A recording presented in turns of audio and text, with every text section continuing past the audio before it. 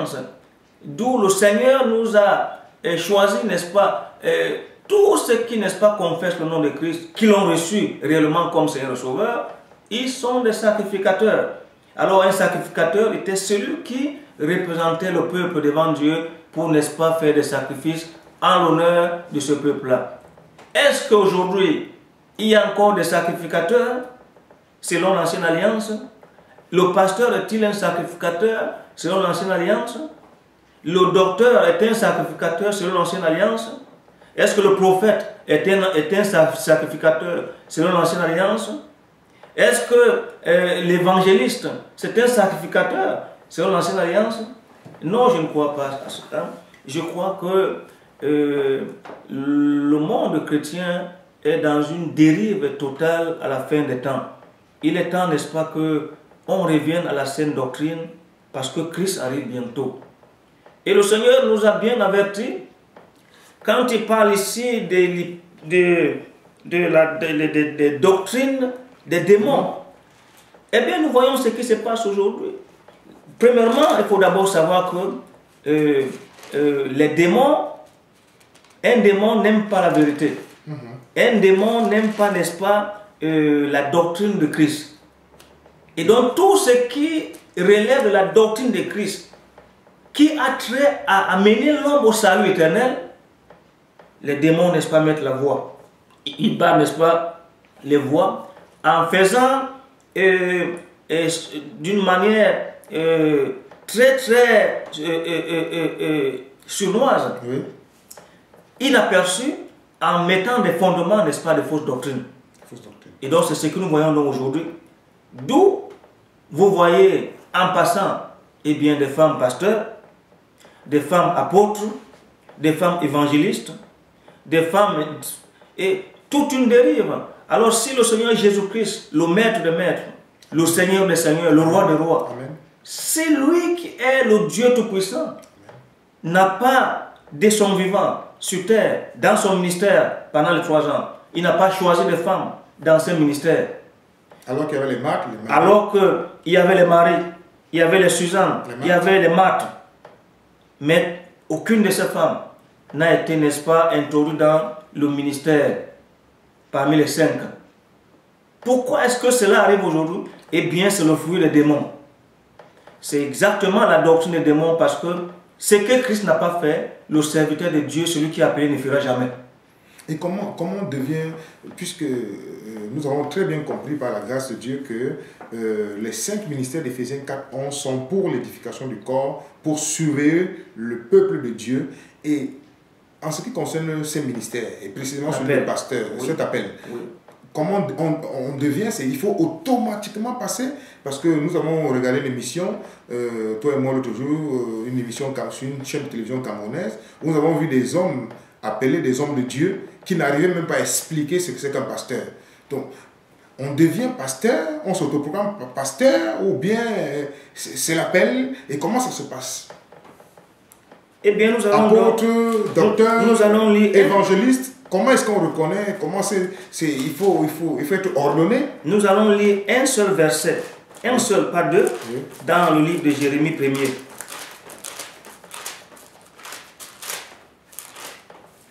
Sans oublier que on a vu, n'est-ce pas, que dans l'Ancienne Alliance, il y avait 3 personnes qui avaient en charge, qui avaient la charge spirituelle sur le peuple de Dieu.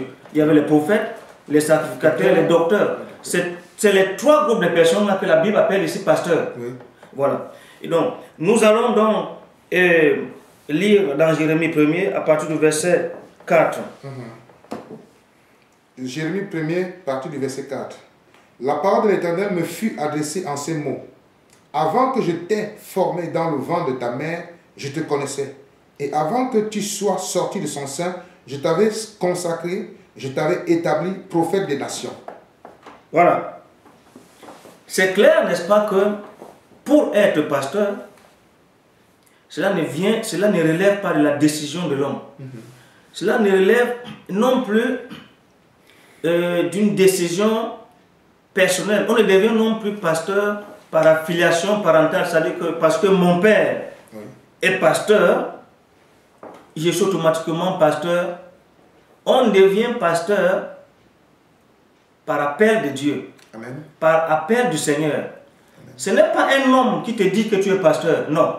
C'est quelque chose que tu reçois spirituellement directement du Seigneur. Les hommes vont juste reconnaître ça en toi et vont approuver qu'il a quelque chose de lui, en lui qui montre qu'il est appelé pour servir Dieu. Qu'est-ce que les hommes donc vont faire? Eh bien, ils vont, n'est-ce pas, faire une recommandation, puisqu'ils sont aînés, ils vont donc, n'est-ce pas, te recommander. Puisqu'ils sont les aînés voilà, dans la foi, les anciens de les l'église locale. Voilà, tout à fait. Ils vont donc te recommander à la grâce du Seigneur simplement. Oui. Et donc, ce n'est pas une cérémonie précise. Non, ce n'est pas une cérémonie pompeuse avec des gens qui t'entourent et tu te couches par terre, ou alors il y a toute une panoplie, n'est-ce pas, de cérémonies. Non. Avec les cols d'or. C'est simplement une recommandation que les anciens font, n'est-ce pas, de toi, t'imposant les mains, priant pour toi afin que la grâce de Dieu t'accompagne, n'est-ce pas, dans le ministère comme eux, ils en ont également reçu. Nous voyons cela et nous pouvons voir, c'est dans Actes des Apôtres. Oui. Actes des Apôtres.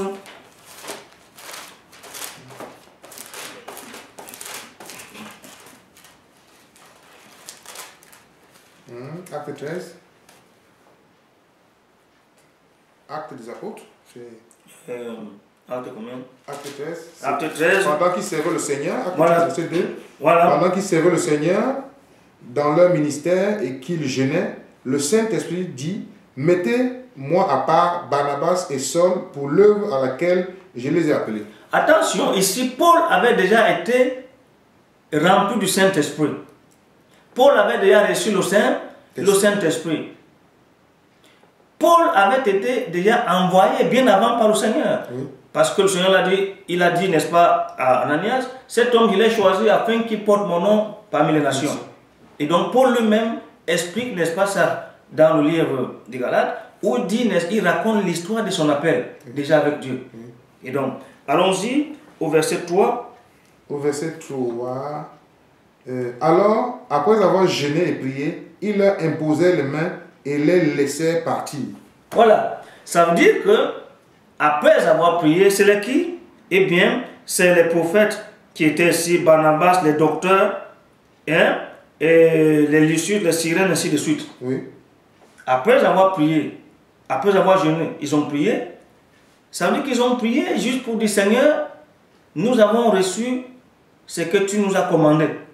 Et donc maintenant, Seigneur, permet que la grâce, ta grâce accompagne le frère dans l'œuvre à laquelle, n'est-ce pas, tu l'appelles. C'est ainsi, n'est-ce pas, qu'ils ont donc imposé. C'est-à-dire que imposition des mains va de pair avec la prière, le recommandant à la grâce simplement du Seigneur. Et plus jamais encore, on ne voit que Paul a été consacré. On ne voit rien dans la Bible, comme dans l'Ancienne Alliance, où les gens se sont fondés pour montrer qu'ils consacrent les serviteurs de Dieu. Ils consacrent les hommes pour qu'ils servent Dieu. Non, il s'agit carrément d'une recommandation simple. Et non d'une sortie d'une école théologique quelconque. On ne devient pas pasteur parce qu'on a fait une école théologique. Le seul diplôme, non, pas n'est-ce pas, une école théologique. Aussi grand soit tes diplômes, le PhD, c'est ce que Nicodème avait.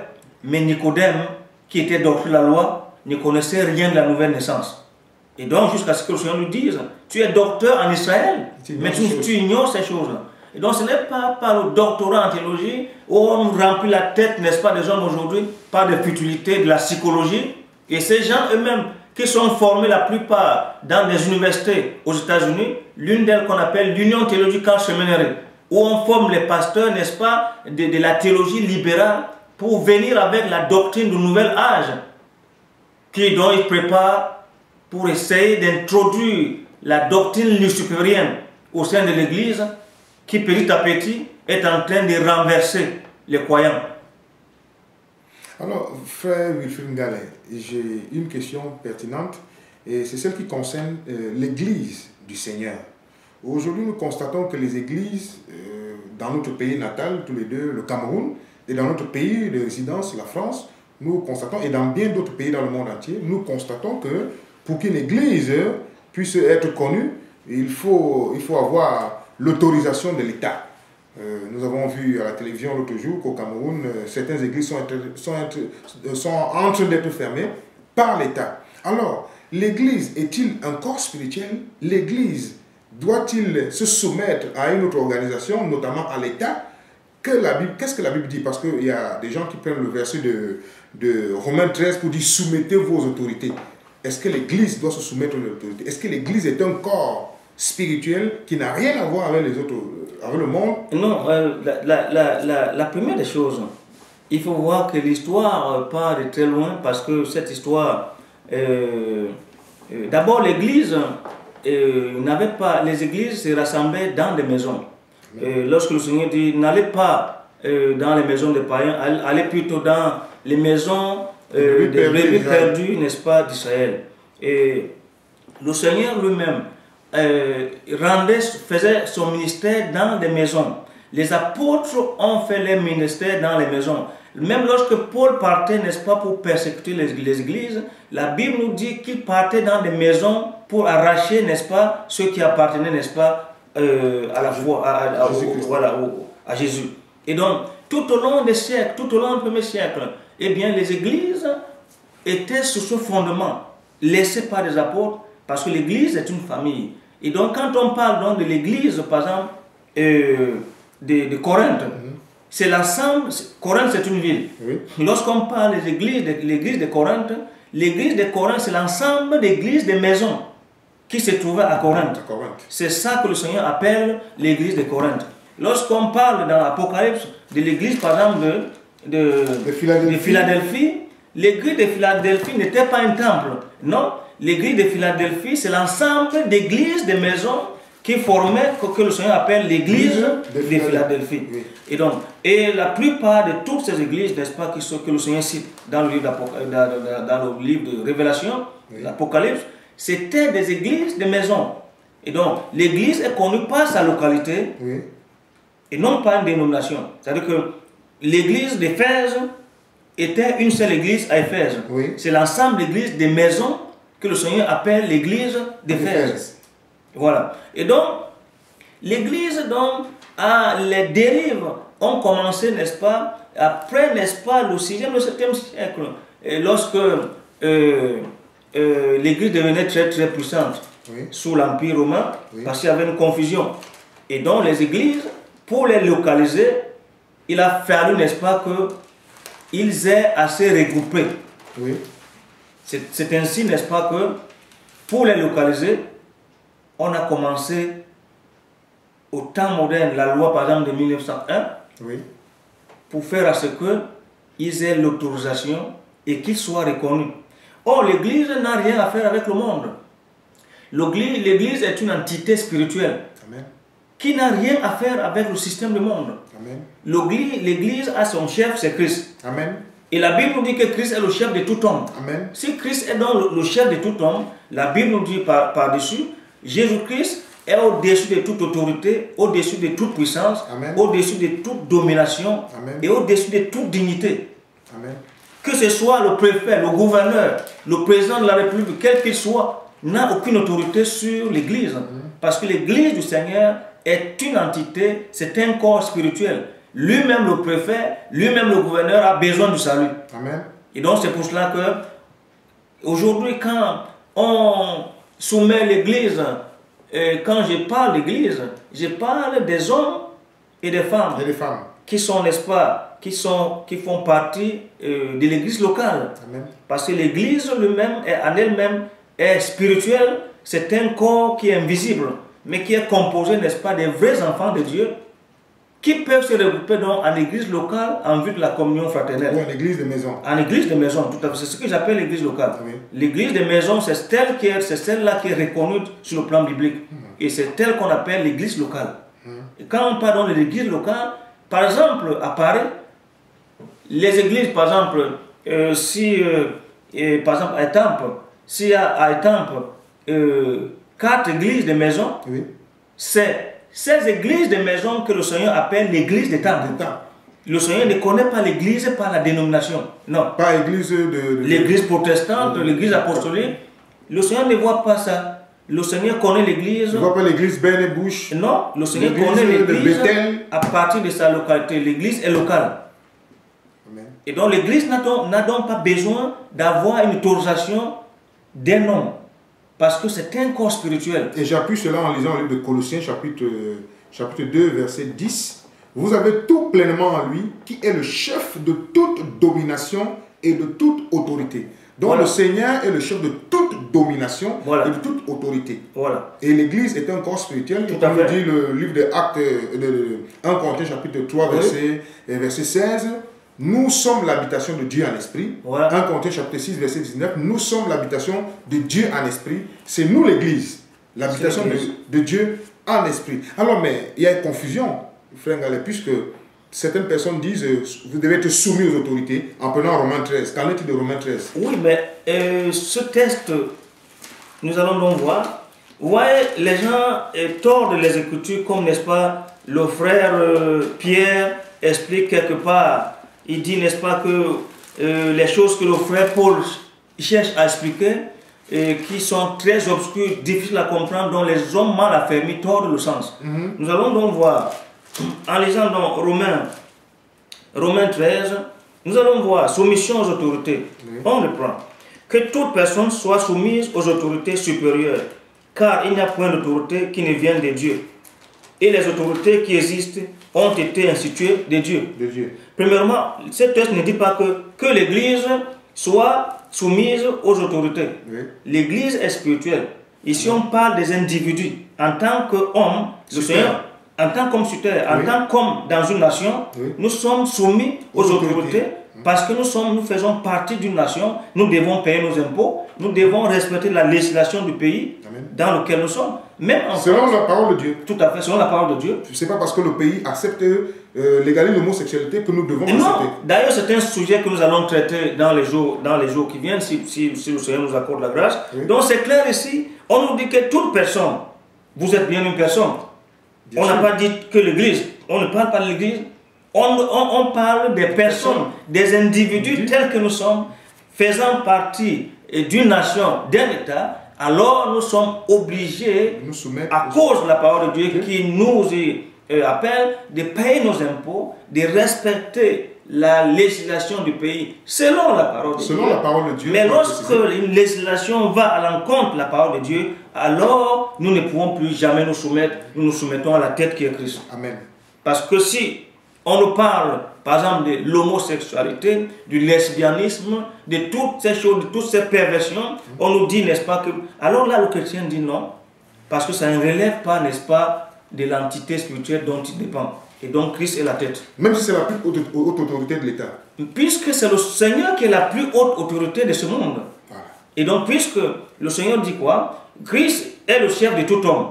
Amen. 1 Corinthiens 11. Voilà, Christ est le chef de tout homme. L'homme est le chef de la femme.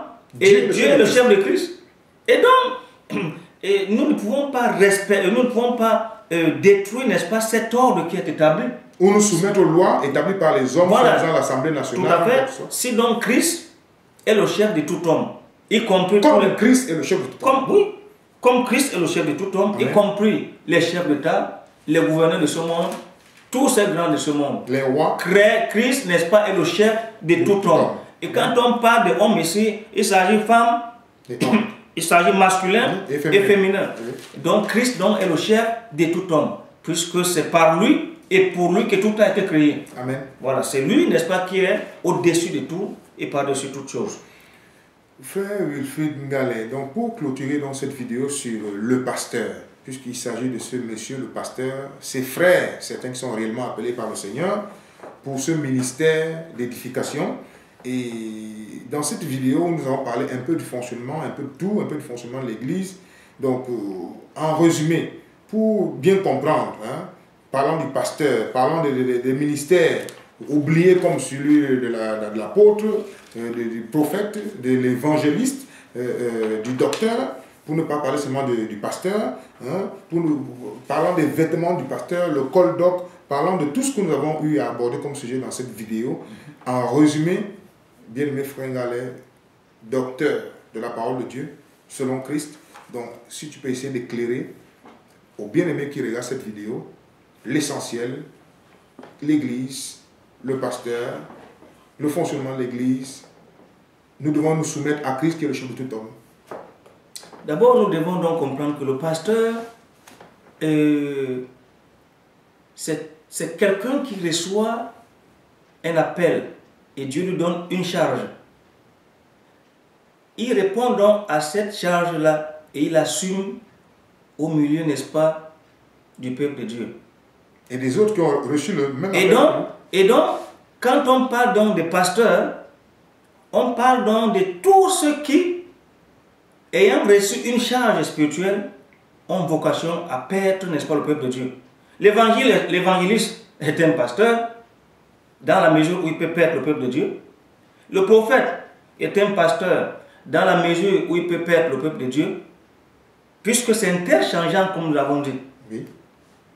Donc, le docteur peut, n'est-ce pas, Dieu peut l'utiliser, n'est-ce pas, pour perdre le peuple de Dieu. Et donc, c'est un appel que Dieu lance à l'homme et dont il répond, et il porte donc une charge parmi les 5 ministères, en vue, n'est-ce pas, l'édification, n'est-ce pas, du corps de Christ. Parlons donc, n'est-ce pas, ça veut dire que le pasteur, on n'est pas pasteur parce qu'on a un PhD, un doctorat en théologie. Ou parce qu'on était à une école de théologie quelconque. Tout à fait. Parce qu'on a été, n'est-ce pas, dans une université théologique. D'ailleurs, on n'est pas le seul à exercer dans le corps de Christ. Le seul diplôme, le seul. Il y a 2 choses qui font l'appel d'un homme. Premièrement, il reçoit l'appel direct de Dieu et lui-même le sait. 2, il reçoit la confirmation de Dieu par le Saint-Esprit. Amen. Et cela nous a enseigné dans Actes des Apôtres, chapitre 1er. Vous voyez, après que le Seigneur ait enseigné les disciples pendant presque 3 ans, Actes, chapitre 1er, à partir du verset 6. Actes, chapitre 1er, à partir du verset 6. Voilà. Alors les apôtres réunis lui demandèrent, « Seigneur, est-ce en ce temps que tu rétabliras le royaume d'Israël ?» Il leur répondit, « Ce n'est pas à vous de connaître les temps ou les moments que le Père a fixés de sa propre autorité. Mais vous recevrez une puissance, le Saint-Esprit, survenant sur vous, et vous serez mes témoins à Jérusalem, dans toute la Judée, dans la Samarie, jusqu'aux extrémités de la terre. » Amen. Je continue? Oui. Après avoir dit cela, il fut enlevé pendant qu'ils le regardaient. Et une nuée le déroba à leurs yeux. Et comme il avait les regards fixés vers le ciel, pendant qu'ils s'en allaient, voici, 2 hommes vêtus de blanc leur apparurent. Et dirent, « Hommes galiléens, pourquoi vous arrêtez-vous à regarder au ciel? C'est Jésus qui a été enlevé au ciel du milieu de vous, viendra de la même manière que vous l'avez vu allant au ciel. » Voilà. Et donc, voilà donc que le Seigneur, après avoir enseigné les disciples pendant 3 ans et demi, il leur dit, restez en ville jusqu'à ce que vous soyez revêtus de la puissance d'en haut. Alors, ça veut dire que si vous ne recevez pas la puissance d'en haut, restez-y. Ça veut dire que si vous ne recevez pas la puissance d'en haut, ne partez pas. Attendez. Attendez, parce que cette puissance, c'est l'approbation, n'est-ce pas, pour que vous ayez la mission. Le seul diplôme, c'est le fait qu'on ait reçu le Saint-Esprit et qu'on soit sûr qu'on a reçu l'appel du Seigneur. Alors, on est prêt, n'est-ce pas, pour la mission du Seigneur.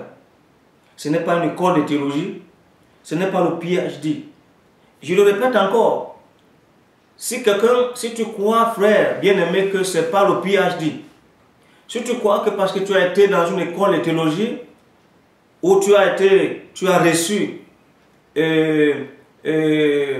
l'enseignement théologique, si tu crois que c'est par ça que tu es pasteur, si tu crois que c'est par ça que tu es apôtre, ou évangéliste, ou prophète, ou docteur, je crains beaucoup que tu te trompes et qu'au dernier jour, il te soit trop tard.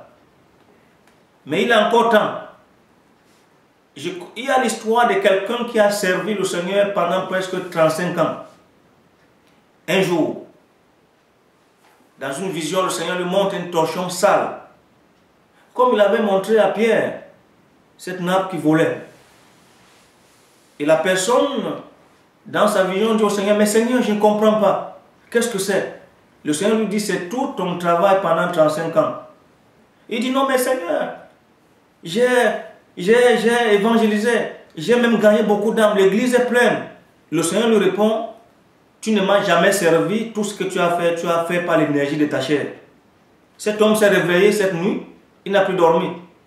Le matin, il s'est mis à se repentir. Il s'est repenti, il a vécu juste 3 ans, il est mort. C'est le travail qu'il a fait pendant ces 3 ans qui était le fruit de l'œuvre de Dieu. Et donc, sachez donc que le pasteur, l'évangéliste, l'apôtre, le docteur, le prophète sont des ministères qui viennent directement de Dieu et pas des hommes. Ne relèvent pas d'une connaissance séculaire de l'homme, pas des écoles de théologie. Je crois que à propos, aujourd'hui, les pasteurs ont un habillement très, je ne dirais pas classique, mais qui est différent du reste du peuple.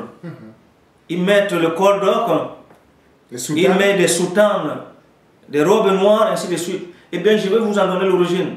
L'origine part à partir des temples païens égyptiens. Ce sont ces vêtements exactement que les hommes portaient lorsqu'ils partaient, n'est-ce pas, pour des initiations. Et c'est après juste le canon, après, n'est-ce pas, la confusion de Rome, tel que nous voyons aujourd'hui, que ces habits, la première des personnes qui a institué ces habits, eh bien, c'est l'un des pères, n'est-ce pas, de la réforme, comment ça s'appelle, pas Martin Luther, et l'un des pères de la réforme. L'un des pères de la réforme, si on peut appeler comme ça des réformes aujourd'hui, parce qu'il y en a beaucoup. Il y a Luther, il y a l'autre. Ben, voilà, ces habits, la première personne qui a mis ces habits, n'est-ce pas, en exergue aujourd'hui, il était l'un des pères de la réforme, dont j'oublie le nom. Et donc, lui-même a copié tout cela à partir des temples païens égyptiens. Et nous voyons également que les prêtres, aujourd'hui, eux-mêmes, ils ont colporté la même façon comme c'était dans le temple, au temps, n'est-ce pas, des prophètes de l'Ancien Testament. Ben, nous n'avons plus besoin de ça. Le temple a disparu, il n'y a plus de temple. Le Seigneur a prophétisé la destruction du temple de Jérusalem avant même, n'est-ce pas, sa montée au ciel. Amen. Le temple n'existe plus. L'homme, celui qui vient à Christ, Christ fait de lui son temple. L'habitation de Dieu en esprit. L'habitation de Dieu en esprit. Le vêtement que Dieu veut de toi, c'est ton cœur transformé. C'est ton cœur régénéré. C'est la sanctification quotidienne. C'est, voilà, le vêtement de fin lin que le Seigneur veut de toi. C'est que ton caractère soit transformé. C'est que ton intelligence soit renouvelée. C'est que ta vie montre la preuve que tu as reçu Christ. C'est alors ce vêtement qui te conduira devant les portes du ciel. Ce n'est pas le vêtement qui fait de toi un homme de Dieu. Le vêtement, le Seigneur Jésus-Christ, la Bible dit qu'il avait un soutane sans couture. Alléluia. Et bien cette couture, on dit bien sans couture. Est-ce que ce que vous portez, c'est une seule couture? Et ce vêtement du Seigneur avait même une signification. Et donc, bien aimés, frères et sœurs, je nous exhorte de rester dans la simplicité de l'évangile. Si Dieu nous avait demandé d'allumer des bougies pour être sauvés, s'il nous avait demandé de sacrifier des animaux pour être pardonnés de nos péchés, je crois que personne de nous ne serait, n'est-ce pas, sauvé aujourd'hui. Parce qu'à chaque fois, il faudrait, n'est-ce pas, que tu achètes un bœuf, un mouton, c'est pas moins cher. Chaque année, il faudrait que tu achètes un bœuf. Et comme le monde va de crise en crise, comment allais-tu faire, mon frère, ma soeur? Nous devons rester à la simplicité, n'est-ce pas, de l'évangile. Christ, le Seigneur, nous a appelés à la liberté. Mais seulement, nous ne devons pas faire de cette liberté un libertinage. D'où l'appel à la sanctification. D'où l'appel à la marche par l'Esprit. D'où l'appel à rechercher Dieu. À rechercher Dieu. De tout son cœur. Ma prière pour vous, mes bien-aimés, à ce temps de la fin, que le Seigneur nous attire plus vers lui. Amen. Que le Seigneur nous accorde la grâce de revenir dans la simplicité de sa parole. Amen. Il y a quelques jours, hier, que j'entends, n'est-ce pas, que le pape actuel, le pape Benoît XVI, le pape Benoît XVI vient, n'est-ce pas, de dire qu'il n'y a pas de second retour de Christ. Non plus la fin des temps. Alors nous devons comprendre. Mensonge. Nous devons comprendre où le monde va. Ce n'est plus le temps pour le chrétien de s'amuser. Nous ne sommes plus au temps, n'est-ce pas, où nous devons rester comme des enfants nouveau-nés. C'est le temps maintenant de manger la nourriture solide, comme Paul, n'est-ce pas, nous le rappelait tantôt. Aussi, bien-aimés, voilà temps, n'est-ce pas, pour sortir du système. Le système ne pourra jamais te sauver. Aussi longtemps que tu resteras dans le système t'amènera un jour en enfer. Il sera trop tard pour toi de te repentir. Parce que c'est le temps maintenant. Dieu prépare maintenant l'église qu'il va enlever bientôt. Amen. Ma prière pour toi, c'est que ta conscience soit réveillée. Pour que tu ne prennes pas ces avertissements comme venant des hommes, mais de Dieu, la parole de Dieu entre tes mains, toi-même examinant toutes choses. Dieu qui t'aime et Dieu qui veut que tu sois sauvé. Que la grâce du Seigneur, que la paix de Dieu, son amour, demeure avec chacun de nous. Je vais prier pour, n'est-ce pas, en terminer.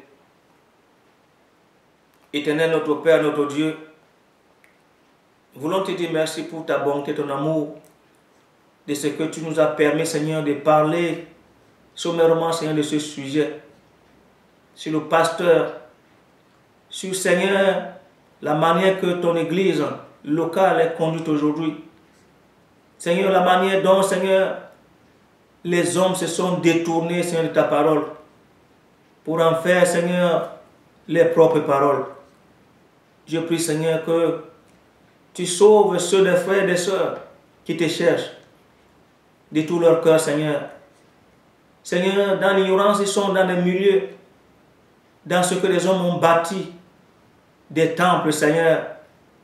Je prie, Seigneur, que tu te révèles à eux, que tu envoies ta lumière dans leur cœur, que leur conscience, leur intelligence soient renouvelées, Seigneur, pour qu'ils reviennent à la source.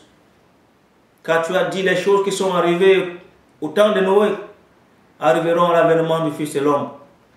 Seigneur, nous sommes en train de voir ces choses sous nos yeux. Mais Seigneur, ce que tu as marqué de ton sceau et qui se sont détournés de toi, nous prions, Seigneur, que tu les ramènes à toi.